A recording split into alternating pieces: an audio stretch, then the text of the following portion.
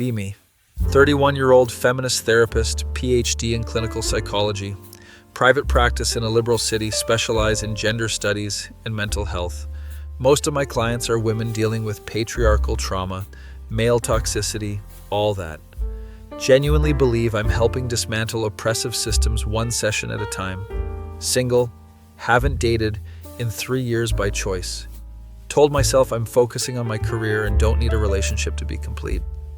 Live alone in a nice apartment with my 2 cats, Simone and Gloria. Named after Simone de Beauvoir and Gloria Steinem, obviously. Spend evenings reading feminist theory, posting on social media about systemic issues. My feed is basically a constant stream of think pieces about the patriarchy. Friends are all other therapists, activists, academic types. We meet for wine and complain about men, capitalism, the state of the world. It's validating but also exhausting. Practice is doing well though, booked solid most weeks. Mostly women clients, some non-binary folks, very few men. The men I do see are usually court-ordered or sent by their wives. They sit there defensive, arms crossed, clearly don't want to be there. I've developed a bit of a reputation for being hard on male clients. Not unfairly hard, just holding them accountable for their behavior. Call out misogyny when I see it, challenge their patriarchal thinking. Some of them get it, most don't come back. That's fine, I'm not here to coddle fragile male egos. One Monday morning, my secretary tells me I have a new client. His mom made the appointment, paid for 6 months up front. How old is he? 28?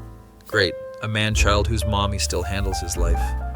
He shows up 15 minutes late to our first session, wearing a hoodie that says, "Protect your waifus," sweatpants, gaming headset around his neck.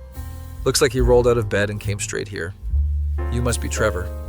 Unfortunately. Sits down, immediately pulls out his phone. Please put that away during our session. My mom's paying for this, not me, so I'm going to do what I want. Already off to a great start. Why don't you tell me why you're here? Because my mom thinks I need help. And what do you think? I think I'm fine and this is a waste of both our time. He's looking around my office, spots my feminist book collection. Oh damn, you're one of those. One of what? A feminist therapist, I can already tell this is going to be fun. The sarcasm is thick. Is there a problem with feminism? Nah, you do you, just not my thing. Spend the rest of the session trying to get basic information out of him. He's unemployed, lives with his mom, spends his days gaming and watching anime. Your mom's concerned about your lack of direction. My mom's concerned about a lot of things. Are you concerned? Not particularly. You don't see any issues with your current lifestyle? I'm not hurting anyone, I'm just existing. But are you thriving? Thriving is capitalist. Propaganda. Did not expect that response. Explain. The idea that we all need to be productive members of society, grinding away is just conditioning. I reject the premise. So you're just opting out? Basically, yeah. Session ends, he leaves without scheduling another appointment. His mom already paid though, so he'll be back. Sure enough, next week he shows up again, 10 minutes late. Wearing different hoodie, this one has an anime girl on it. Welcome back. My mom threatened to kick me out if I didn't come. Must be nice having that kind of support system. Is that therapist for calling me a mooch? It's an observation. He actually smirks at that. This session, he's slightly more talkative, tells me about his interests, gaming mostly, anime, philosophy. Philosophy? Yeah, I read a lot. Nietzsche, Camus, Schopenhauer, that whole nihilistic crew. That's an interesting combination with anime. Hey, Evangelion is more philosophical than most academic texts. Can't argue with that, actually. Your mom mentioned you've been through several religious phases. Oh yeah, the spiritual journey of a chronically online loser. Tell me about that. Born Catholic, did the whole thing, first communion, confirmation, the works. Then in high school I converted to Islam. What drew you to Islam? Honestly, I like the structure, the discipline, plus I was really into history and Islamic Golden Age stuff. What changed? Realized organized religion in general wasn't for me. Then I got into Buddhism for like 6 months. Buddhism isn't really a conversion though. Exactly what I realized, it's more of a practice. I even considered Judaism at one point. Why Judaism? Thought it might be cool to be part of the chosen people, plus I heard they're good with money and I needed financial advice. Despite myself, I'm kind of amused. So where did you land? Nowhere, I'm just me. Don't want to align with any religion. I know I sound like a fedora-tipping Reddit atheist, but whatever. At least you're self-aware. Only thing I've got going for me. Rest of the session is actually interesting. He's well-read, makes references to philosophers and religious texts, has this weird combination of not caring about anything but knowing everything. Can I ask you something? He says at the end. Sure. Why'd you become a therapist? To help people. That's the PR answer. What's the real answer? No one's ever asked me that. I wanted to make a difference in people's lives. But are you happy? The question catches me off guard. That's not relevant. That's a no then. Session ends. I'm annoyed he got under my skin. Spend that evening thinking about his question. Am I happy? I'm successful. I'm making a difference. I have purpose. But happy? I don't know. Next session, Trevor shows up on time for once. Wow, punctual. Don't get used to it. Traffic was just good. Today he wants to talk about his interests. Starts explaining the plot of some anime. It's actually complex. So the main character has to choose between his duty and his desires. Classic existential dilemma. Right? And the show doesn't give easy answers. It's all ambiguous. You seem passionate about this. It's one of the few things I actually care about. What else do you care about? He thinks for a long moment. Honestly, not much. My mom, I guess. Don't want her to be disappointed even though she definitely is. Why do you think she's disappointed? Because I'm almost 30, live in her house, have no job, no girlfriend, no prospects.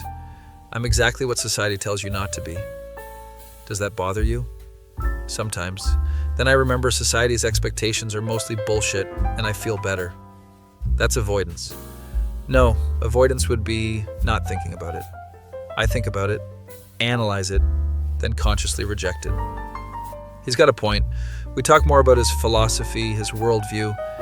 You ever read The Myth of Sisyphus? He asks. Camus, yes.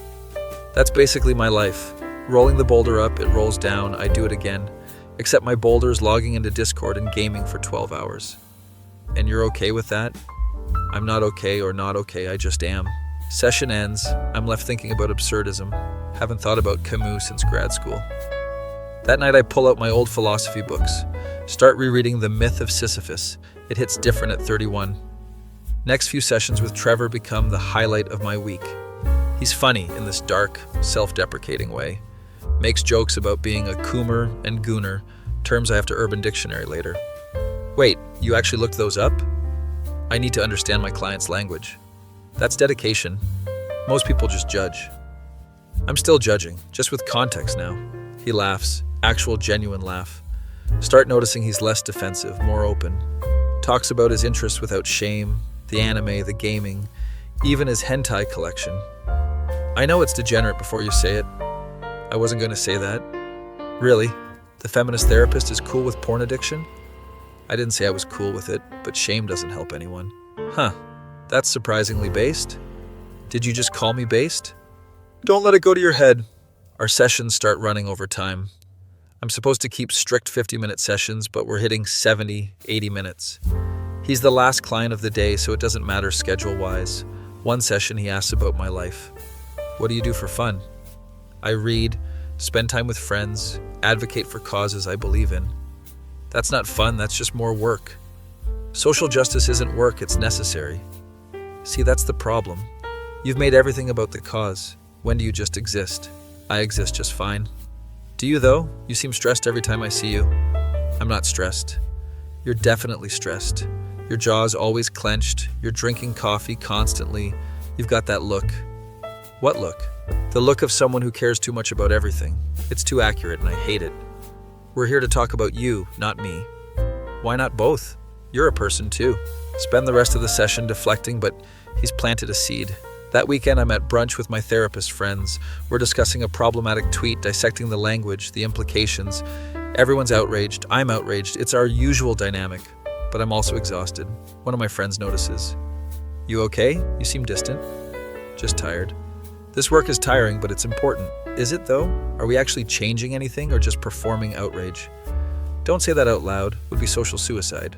Next session, Trevor brings up something interesting. Can I ask your opinion on something? Sure. Do you think men are happier than women? Loaded question. In what context? Just in general. Like my mom works herself to death, stresses about everything, carries the weight of the world. But my dad, before he left, was just kind of vibing. Didn't seem to care about much. That's called emotional unavailability and male privilege. Or maybe it's just not caring about things you can't control. There's a difference between privilege and just being chill. Being chill is easier when society's built for you. Maybe, but I'm built for society apparently, and I'm miserable. So what does that say? You just said you're not miserable, you're just existing. Touché, you actually listen.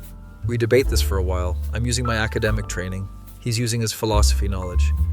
It's stimulating in a way my other sessions aren't. What do you think would make you happy? I ask. Honestly, nothing. Happiness is a fleeting neurochemical reaction. I'm aiming for contentment. And are you content? More than you are. He's right, and it pisses me off. Month 3 of seeing Trevor, something shifts. I'm looking forward to his sessions, actually excited when I see his name on the schedule. Tell myself it's because he's an interesting case study. My supervisor would call this countertransference. One session, he shows up with coffee for both of us. Figured you could use something better than the office sludge. You didn't have to do that. I know, I wanted to. Plus my mom gave me some money and I'm feeling charitable.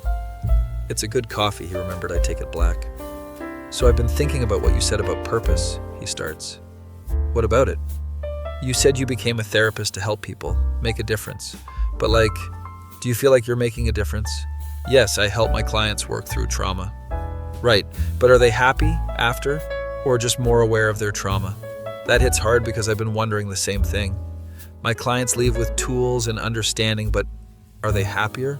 Awareness is the first step to healing. That's textbook. I'm asking you personally, do you think your clients are happier?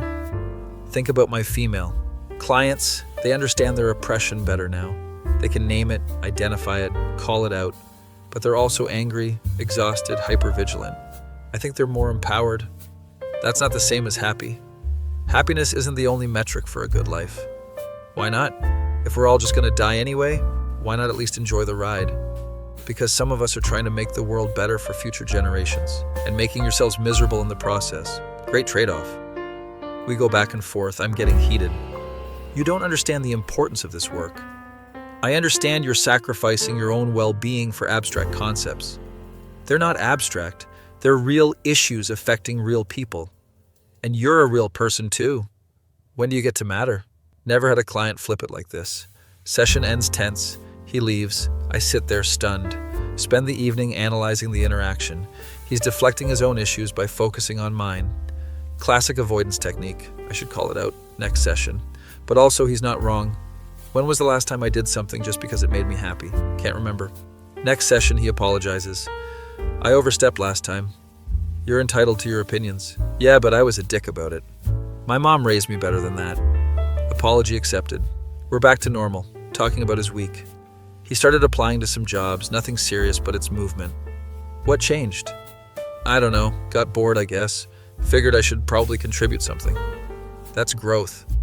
Don't make it weird. Toward the end of the session, he gets serious. Can I take you to dinner? Excuse me? Dinner, food, that thing people eat. I want to take you out. That would be completely inappropriate. Why? I'm paying for these sessions now, not my mom. I can fire you as my therapist. You're firing me? If it means I can take you to dinner, yeah. My brain short circuits. I need to think about this. Cool, think about it. I'll come back next week for your answer. He leaves. I'm sitting in my office in shock. A client just asked me out, a client I've maybe developed feelings for. This is ethics violation territory. I could lose my license.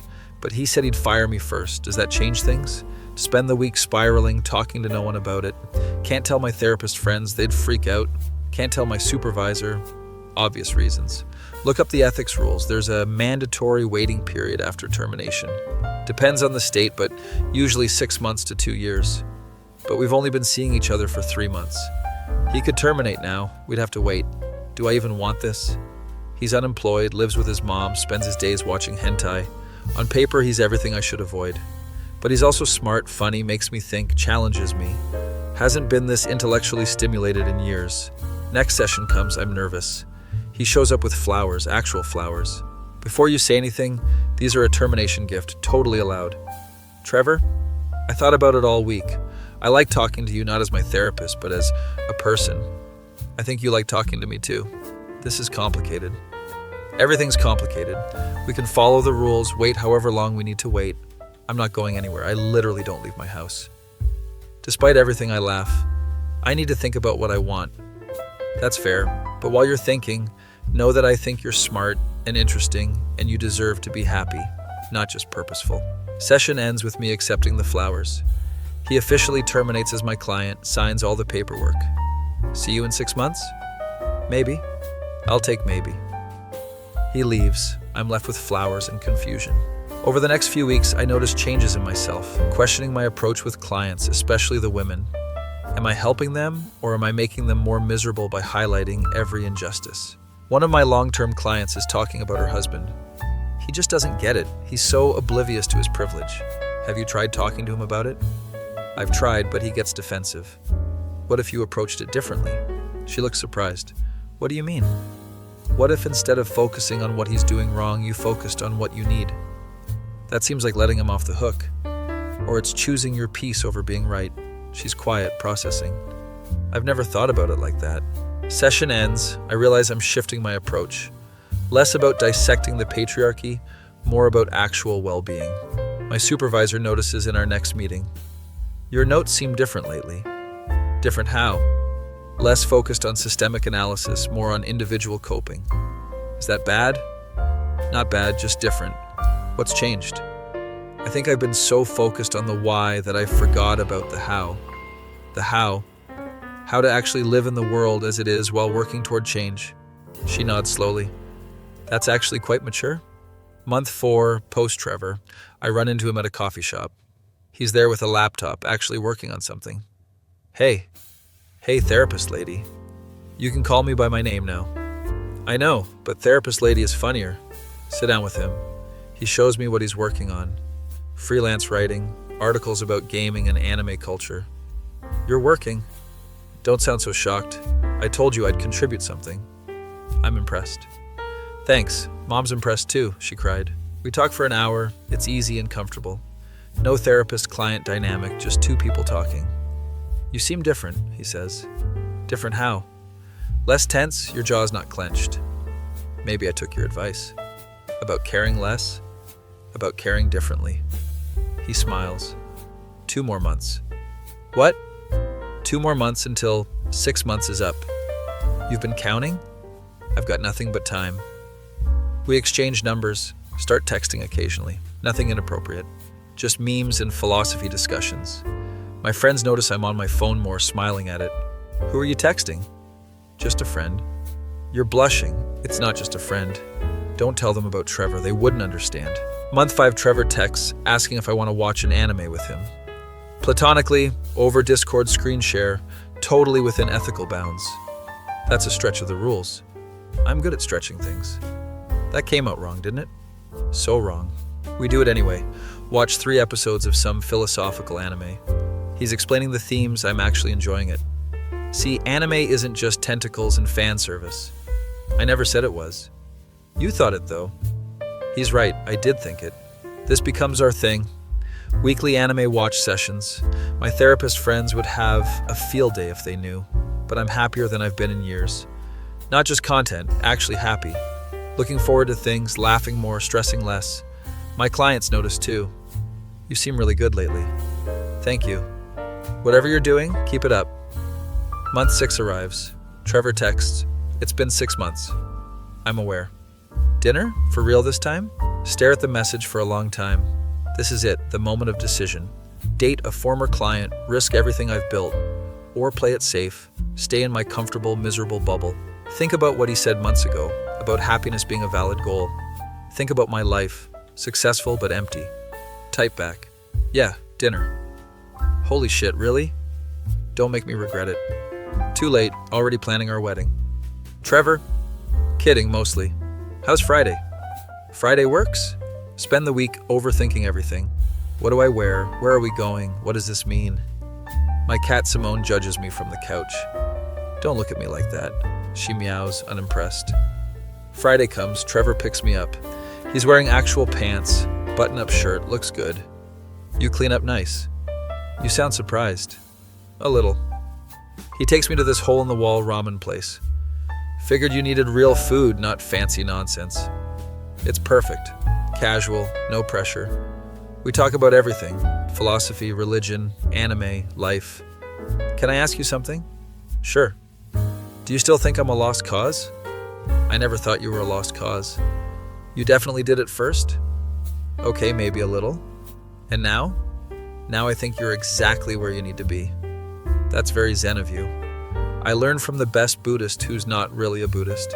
He laughs, real and genuine. Dinner ends, we're walking to his car. I had a good time. Me too. We're standing there, awkward tension. Can I kiss you?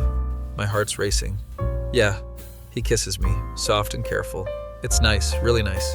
Pull back, we're both smiling. That was okay? More than okay. Cool, want to do this again? Yeah, I do. Drives me home, walks me to my door. Thanks for taking a chance on the local degenerate. Thanks for making me question everything. Anytime. He leaves, I go inside floating. Simone and Gloria look at me like I've betrayed the cause. I know, but hear me out. They don't want to hear me out. Next few weeks we're dating. Actual dating. He's still himself, hasn't suddenly become ambitious or traditional. But he's present, attentive, makes me laugh constantly. Introduces me to his mom, who's thrilled. You're the therapist, you fixed him. I didn't fix him, he fixed himself. She's being modest, she totally fixed me. His mom loves me, keeps asking when we're getting married. Mom, we've been dating 3 weeks. So, when you know, you know. My friends finally meet him. It's a disaster. They're clearly judging, asking passive-aggressive questions. So what do? Freelance writing, mostly about anime and gaming culture. That's interesting. No one thinks it's interesting. Trevor handles it like a champ, making self-deprecating jokes. I know I'm not what you expected. I'm barely what I expected. One of my friends pulls me aside. Really? This is what you're choosing? Yes. But he's so what? Not serious, not engaged with real issues. He's more engaged than you think, just differently. I hope you know what you're doing. I don't, but I'm happy. She doesn't have a response to that. Over the next few months, my entire worldview shifts. Still care about social issues, still call out injustice, but I'm not consumed by it anymore. Learn to pick my battles, preserve my energy, focus on helping clients find actual peace, not just awareness. My practice is still busy, but I'm taking more time off. Started gaming with Trevor, turns out I like it. Watching anime regularly, some of it's actually deep. My therapist friends drift away, we don't connect anymore. It's sad but also freeing. Make new friends through Trevor, gamers and nerds and philosophers. They're not trying to change the world, just enjoy it. One evening, Trevor and I are on the couch watching some show. You ever regret it? Regret what? Dating the guy who lives with his mom and watches hentai. You moved out 2 months ago. Still watch hentai though. You're disgusting. You knew that going in. Lean into him, comfortable and content. No regrets. Not even a little? Well, maybe I regret learning what a Coomer is. Knowledge is burden. We're quiet for a moment. Can I tell you something? Always. My male clients are happier than my female clients. Yeah? Not because their lives are better, but because they don't intellectualize everything. They just deal and move on. That's what I've been saying. I know, and I hated that you were right. How do you feel about it now? I think there's value in both approaches, but I was so focused on analysis I forgot about acceptance. Very Buddhist of you. Still not a Buddhist. None of us are. He's right. We're all just figuring it out. A year later, I'm a different person. Still a therapist, still feminist, still care about justice. But I'm happy, genuinely happy. Don't feel guilty about it anymore. Trevor's still Trevor, working his freelance gigs, gaming, watching anime, but he's also supportive, present, my best friend. We're at dinner with his mom. She's asking about grandkids. Mom, we're not even engaged. That's a timing issue, not a reality issue. Trevor looks at me, raises his eyebrows. I shrug, smile. Maybe it's not a timing issue. On the drive home, he's quiet. You okay? Yeah, just thinking. About? About how I came to therapy because my mom forced me and ended up with the best thing in my life. That's surprisingly sincere for you. Don't get used to it. Pull into my apartment, we sit in the car. I love you, you know that, all right? First time either of us has said it. I love you too, even though you're a degenerate. especially because I'm a degenerate. Yeah, especially because of that. We go inside, cats meow their disapproval. Your cats still hate me. They'll come around. They won't, but it doesn't matter. Later that night, lying in bed, I think about the journey. Started as a bitter feminist therapist, convinced I had it all figured out. Realized I was miserable but didn't know how to change. Took a chance on someone who on paper was all wrong. Found happiness in the most unexpected place. Learned that sometimes the best therapy is just living. Trevor's next to me, probably scrolling through anime memes. You awake? Unfortunately. Thanks for not giving up on me, even when I was being difficult. You're still difficult. Fair point. But you made me realize I was making myself miserable trying to fix the world. Sometimes you just have to enjoy it. Deep. Shut up. He laughs, puts his phone away, pulls me closer. For the record, you didn't need fixing either. You just needed to stop caring so much. I didn't stop caring. You cared differently, same thing I said to do. Don't be smug. Too late. Fall asleep like that, content and stupid and happy. My male clients really were happier than me. Not because they had better lives, but because they weren't constantly at war with themselves. Learned that from a gooner who lives with his mom. Best education I ever got.